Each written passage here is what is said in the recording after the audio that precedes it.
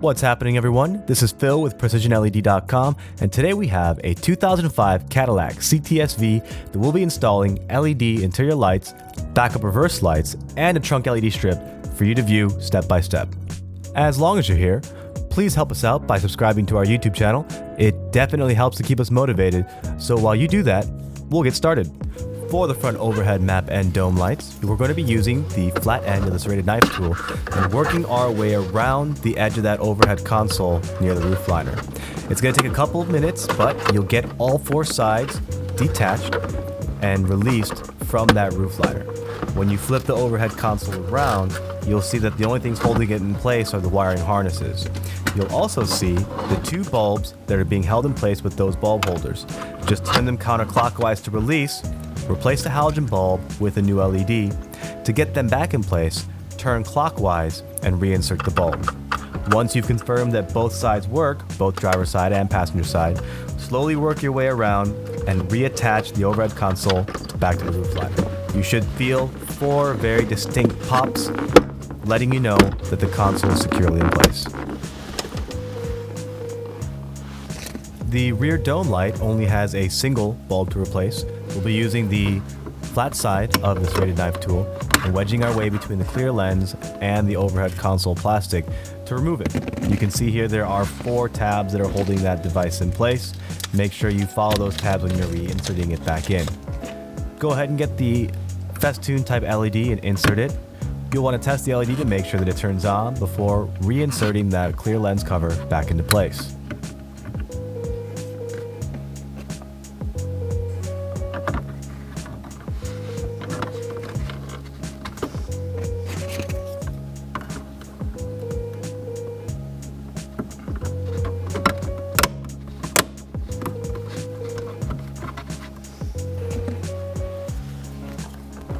The courtesy door lights are pretty straightforward with this one. You're going to use the pointed wedge and work your way from the clear plastic liner and the white plastic liner and separate the two pieces from each other.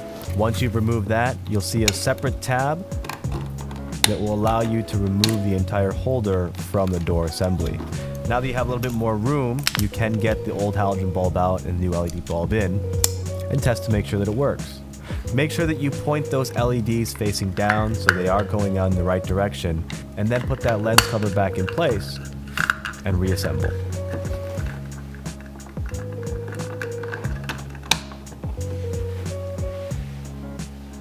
On to the fun stuff. How to remove that rear liner to get access to that license plate bulb and backup reverse light. You're going to first need a Phillips head screwdriver to remove the center bolt, and then you'll be using the crowbar shaped tool to remove all of the rivets that are holding the rest of that liner in place. The rivets are plastic and they are removable, so just work your way around, make sure you save them to reuse them again later when you reinstall.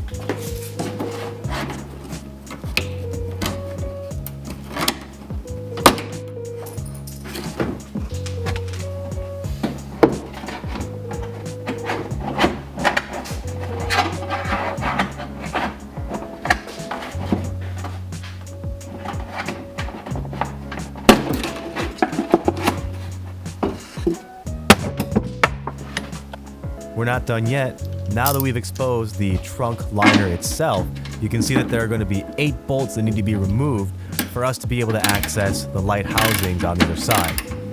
The best way to do this would be to use a socket and socket wrench to remove all 8 bolts, 4 in the center and 2 on each side. And then you'll notice that the entire assembly for the light housings on the opposite side of that trunk will come away.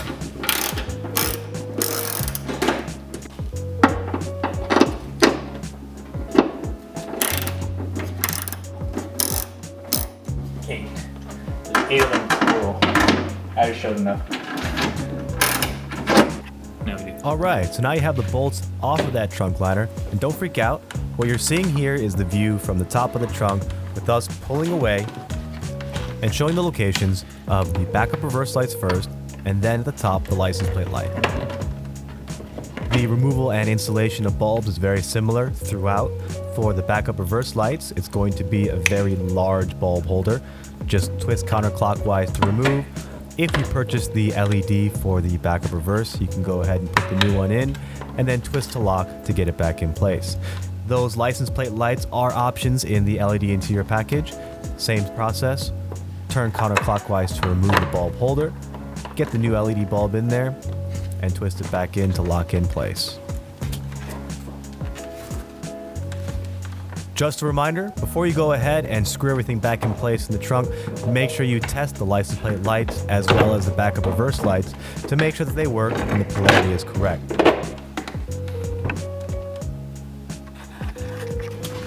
In case you want to see your groceries at night, or the body that you put in there after you killed someone, you can go ahead and upgrade that trunk LED light to a trunk strip LED, nice and bright. The trunk strip comes in a 12-inch or 18-inch configuration. The 12-inch has 18 LEDs, 50/50 SMD, and the 20-inch version has 30 LEDs, 50/50 SMD. All we're going to do is remove the lens cover for that trunk light and insert the bulb wire holder that's going to give power to the LED trunk strip. Now that trunk strip has a adhesive backing with 3M tape. All you need to do is remove the backing and then place that trunk strip against the metal roof liner however you'd like to, and run the wire back over to that custom wire harness and connect it together. And that should be all you need to do.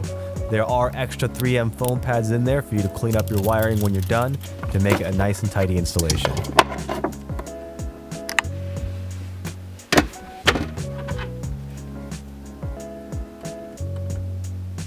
That's it for us today. I hope you enjoyed the presentation. If you like the products and you like to purchase them, you can visit us online at www.PrecisionLED.com. The product link is in the description, or you can show your support by subscribing to our YouTube channel and letting us know you care. Have a good one.